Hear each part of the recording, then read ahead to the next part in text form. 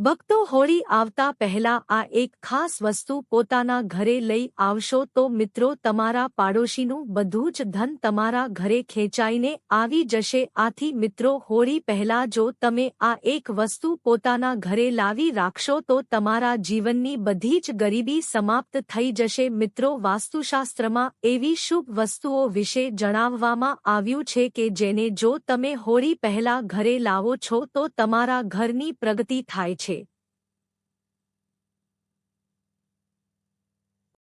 મિત્રો જે કોઈ પણ લોકો આ વિડિયો જોવે હે તો એણે એવું સમજવું જોઈએ કે તમારા નસીબ સારા હે કે તમને આ વિડિયો હોળી પહેલા જ જોવા મળી ગયો છે। આથી જો કોઈ પણ વ્યક્તિ હોળી પહેલા આ એક ગુપ્ત વસ્તુ પોતાના ઘરે લાવે છે તો એનું નસીબ ચમકી જાય છે અને તમે દુનિયાના સૌથી વધારે પૈસાવાળા માણસ બની શકો છો। મિત્રો આ કોઈ મામૂલી વસ્તુ નથી પણ મિત્રો લાખ રૂપિયા ખર્ચીને પછી પણ તમને આવી જાણકારી કોઈ આપી નહીં શકે અને મિત્રો આ જાણકારી હે તમારા માટે બહુ વધારે અનમોલ છે।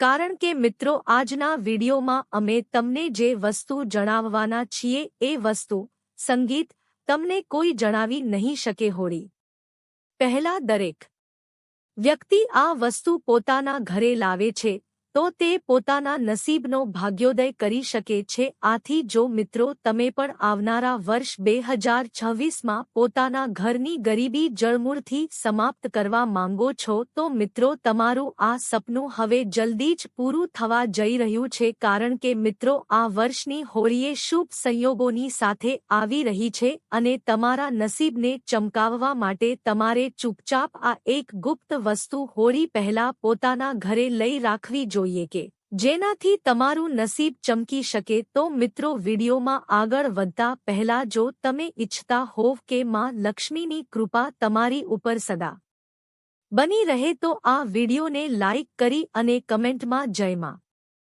લક્ષ્મી જરૂર લખી દેજો। મિત્રો આ શુભ વિડિયોને છોડતા પહેલા તમને એક વિનંતી હે કે આ વિડિયોને એકવાર આખો જરૂર જોજો કે જેથી કરીને લક્ષ્મી માતાની કૃપા તમને અવશ્ય પ્રાપ્ત થશે। આથી મિત્રો આ વિડિયોને ભૂલથી પણ છોડી ન દેતા કારણ કે આ જાણકારી છે બહુ જ અનમોલ છે અને મિત્રો આ વિડિયોને અન્ય લોકોની સાથે શેર પણ કરી દેજો કે બીજા લોકોનું પણ ભલું થઈ શકે। અને જો મિત્રો તમે હજી સુધી પણ અમારી ચેનલ ચંદ્રેશ સ્ટુડિયોને સબસ્ક્રાઇબ ન કરી હોય તો આ ચેનલને એકવાર સબસ્ક્રાઇબ જરૂર કરી દેજો અને આ વિડિયોને પણ લાઇક કરી દેજો કે જેથી કરીને લક્ષ્મી માતાનો વાસ તમારા ઘરમાં થઈ શકે।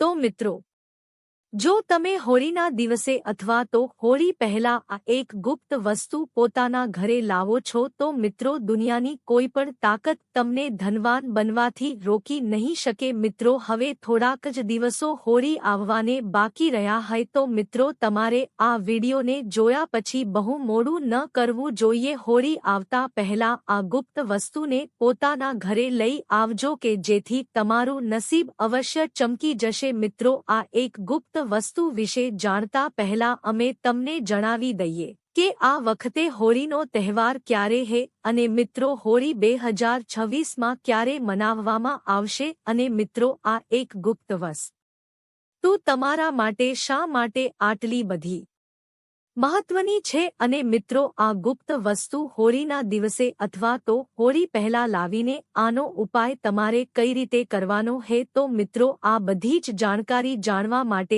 તમે અંત સુધી આ વિડિયોને જોતા રહેજો અને મિત્રો કોમેન્ટ બોક્સમાં જય માં લક્ષ્મી જરૂર લખી દેજો। મિત્રો જે કોઈ વ્યક્તિ આ કમેન્ટમાં જય માં લક્ષ્મી લખે છે એની ઉપર લક્ષ્મી માતાની કૃપા વરસે છે। મિત્રો હોળી છે આપણા હિન્દુ ધર્મના પ્રમુખ તહેવારમાંથી એક છે કે જેને ફાગણ માસમાં મનાવવામાં આવે છે। મિત્રો શાસ્ત્રોમાં આ તહેવારને એકતા અને સત્યતાનું પ્રતીક માનવામાં આવે છે। મિત્રો એવું કહેવામાં આવે છે કે હોળીનો તહેવાર છે લોકોના મનમાં પ્રેમ અને વિશ્વાસ વધારવાનો તહેવાર છે। મિત્રો, આ દિવસે બધા જ તમારા ખોટા સંબંધો અથવા તો જૂના સંબંધો ભૂલીને તમે એકબીજાને ગળે મળીને આ સ્નેહભર્યા પર્વને મનાવી શકો છો.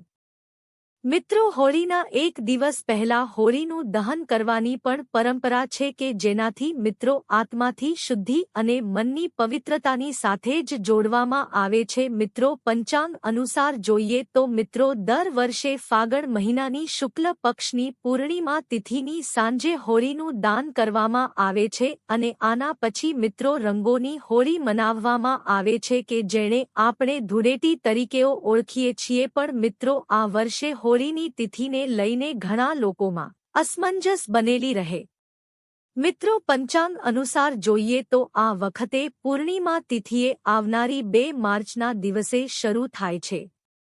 સોમવારના દિવસે હોલિકા દહન કરવામાં આવશે. આથી મિત્રો 2 તારીખે હોળીનું દાન અને મિત્રો આના પછીના દિવસે એટલે કે મિત્રો 3 માર્ચના દિવસે આપણે ધૂળેટી મનાવશું. આથી જો તમે હોળી પહેલા અથવા તો હોળીના દિવસે જ તમે આ એક ગુપ્ત વસ્તુ પોતાના ઘરે લઈ રાખશો તો મિત્રો ગરીબ વ્યક્તિ પણ ધનવાન બની શકે છે, તેમજ તમારા ઘરમાં જેટલી પણ ગરીબી છે એ સમાપ્ત થઈ જશે. મિત્રો, તમે જોયું હશે કે લોખંડ જ લોખંડને કાપે હે, બસ આવી જ રીતે મિત્રો આ પૈસા જે હે એ જ પૈસાને ખેંચી શકે છે. તમે પણ કોઈ ધનવાન વ્યક્તિની સાથે રહેવાનું શરૂ કરી દો છો તો મિત્રો તમારી પણ સંભાવના વધી શકે છે કે તમે પણ ધનવાન બની શકો છો. તો મિત્રો આજે અમે તમને અમુક એવા આસાન ઉપાય જણાવશું કે કોઈ પણ કરોડપતિ વ્યક્તિના ઘરેથી તમારે આ એક વસ્તુ લઈને ને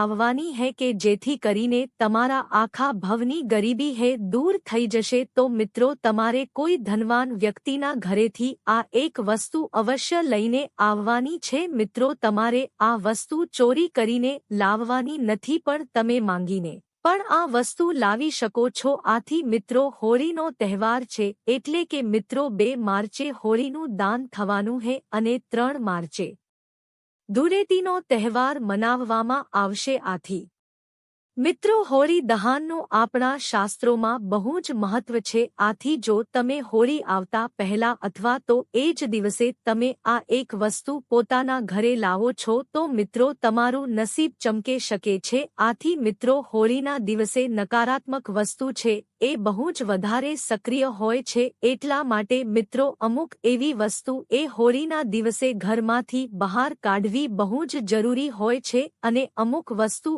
એવી જ હોય છે કે હોળીના દિવસે એ વસ્તુ ઘરમાં લાવવી બહુ જ શુભ રહે છે. આથી મિત્રો આ દિવસે પોતાના ઘરની બહાર પોતાના શરીરની બધી જ નકારાત્મક ઉર્જાને હોળીના દાનમાં બાળી દેવામાં આવે છે. આથી મિત્રો ધૂળેટીના દિવસે નવા રંગોની સાથે ધૂળેટી રમીને નવી શરૂઆત કરવામાં આવે અને મિત્રો આ તહેવાર છે એ સત્યતા ઉપર આધારિત હોય અને મિત્રો આ દિવસે ભગવાન વિષ્ણુની પૂજા અર્ચના કરવામાં આવે છે અને હોળીની અગ્નિ છે એ બધા જ આપણા પાપોને નષ્ટ કરનારી હોય છે. આથી મિત્રો આ દિવસે અમુક મહત્વપૂર્ણ ઉપાય હોય કે જે આપણે જરૂર કરવા જોઈએ. તેમજ મિત્રો આધ્યાત્મિક શક્તિમાં વૃદ્ધિ થઈ શકે છે. આથી મિત્રો હોળી આવતા પહેલા અમુક વસ્તુ પોતાના ઘરે જો તમે ખરીદીને લાવો છો તો મિત્રો તમારો ભાગ્યોદય થઈ શકે છે. અમુક વસ્તુ એવી હોય એ કે જે તમારા ઘરની ગરીબીને દૂર કરી શકે છે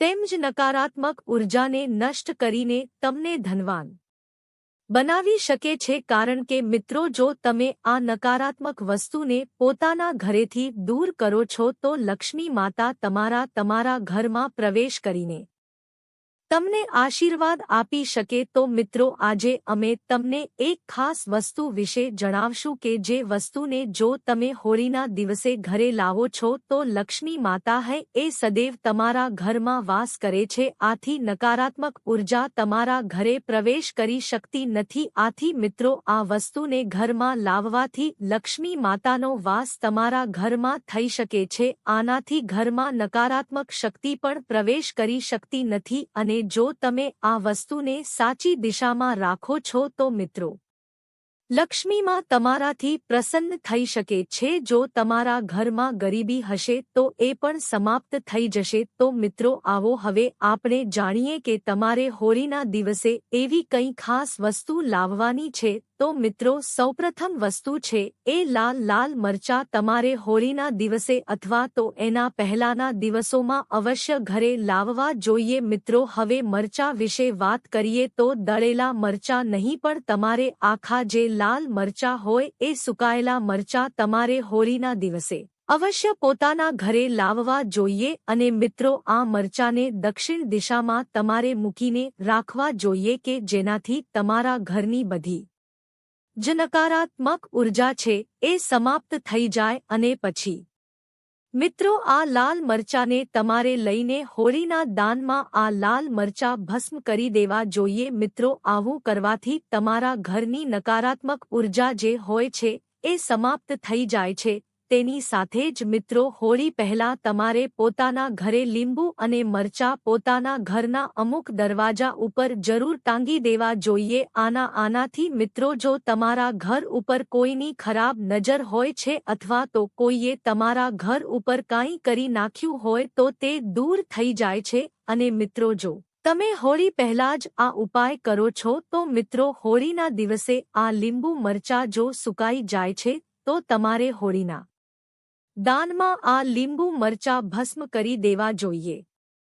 મિત્રો આવું કરવાથી તમારા ઘરમાં જે કાંઈ પણ મંત્ર તંત્ર વિદ્યા અથવા તો તમારા ઘર ઉપર કોઈએ કાંઈ કરી નાખ્યું હશે તો એ જતું રહેશે। તો મિત્રો હવે આપણે જાણીએ કે તમારે કોઈ પણ ધનવાન વ્યક્તિના ઘરેથી એવી કઈ વસ્તુ પોતાના ઘરે હોળી પહેલા અથવા તો હોળીના દિવસે લઈને આવવી જોઈએ કે જેનાથી તમારા પાડોશીનું બધું જ તમારી પાસે આવી શકે। તો મિત્રો જો કોઈ પણ ધનવાન વ્યક્તિ તમને રૂમાલ આપે છે તો મિત્રો એ રૂમાલ તમે ઘરે લાવીને સ્વચ્છ જળથી એકવાર સાફ કરી લેજો અને તેની ઉપર ગંગાજળનો હંડકાવ કરીને પછી મિત્રો આ રૂમાલને જો તમે પોતાની ધન રાખવાની તિજોરીમાં મૂકી દેશો તો મિત્રો તમારા ઘરમાં ધન આવવાનું શરૂ થઈ જશે। કારણ કે મિત્રો પૈસા છે એ જ પૈસાને ખેંચી શકે છે। આથી જો તમે આ ઉપાય હોળી પહેલા અથવા તો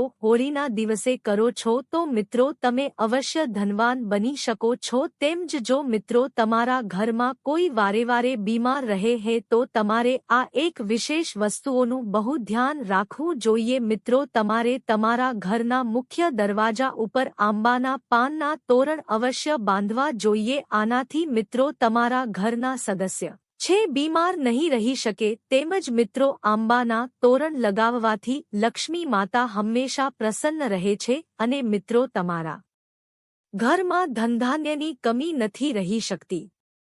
તેમજ તમારા ઘરમાં સુખ સમૃદ્ધિનો વાસ થઈ શકે છે। આથી મિત્રો હોળી પહેલા અથવા તો હોળીના દિવસે ઘરના મુખ્ય દ્વાર ઉપર તમારે આંબાના અથવા તો આસો પાલવના તોરણ જરૂર બાંધવા જોઈએ। અને મિત્રો આ તોરણને જો તમે હોળી પહેલા પોતાના ઘરના મુખ્ય દ્વાર ઉપર બાંધો છો તો મિત્રો હોળીના દિવસે એટલે કે હોળિકા દહનના દિવસે તમારે આ તોરણ એમાં ભસ્મ કરી દેવા જોઈએ। આનાથી પણ મિત્રો તમારા ઘરની જે કાંઈ પણ બીમારી હોય છે એ ભસ્મ થઈ જાય છે। તેમજ મિત્રો આંબાના પાનના તોરણ જો તમે પોતાના ઘરે લગાડો છો તો મિત્રો તમારા ઘરમાં જે કંઈ પણ માંગલિક દોષ હોય અથવા વાસ્તુદોષ હોય એ પણ દૂર થઈ શકે છે। તેમજ નકારાત્મક ઉર્જા અને અશુભ કાર્ય હે તમારા જીવનમાં આવી શકતા નથી। તેમજ ઘરનું સભ્ય કોઈ બહુ બીમાર રહેતું હોય તો એ પણ સાજું થઈ શકે છે અને મિત્રો ઘરમાં પૈસા આવવાનું શરૂ થઈ જાય છે। તેમજ લક્ષ્મી માતાની કૃપા આવી શકે છે। તેમજ મિત્રો તમે હોળી આવતા પહેલા એક લોટો સ્વચ્છ પાણી ભરીને ઘરને ઉત્તર દિશા બાજુ મૂકી દેજો। આથી મિત્રો આ લોટામાં તમારે થોડુંક મીઠું પણ ભેળવી દેવું જોઈએ। મિત્રો આ વસ્તુ છે તમારા ઘરની બધી જ નકારાત્મક ઉર્જાને પોતાની અંદર લઈ લેશે। અને મિત્રો હોળીના દિવસે જ્યાં પણ હોળી દહન કરવામાં આવે છે તો તમારે આ એક લોટો મીઠા વાળું પાણી છે એમાં ભસ્મ કરી દેવું જોઈએ. આનાથી મિત્રો ઘરની બધી જ નકારાત્મક ઉર્જા છે એ સમાપ્ત થઈ જાય છે અને તમારા ઘરમાં સકારાત્મક ઉર્જાનો પ્રવેશ થવા લાગે છે.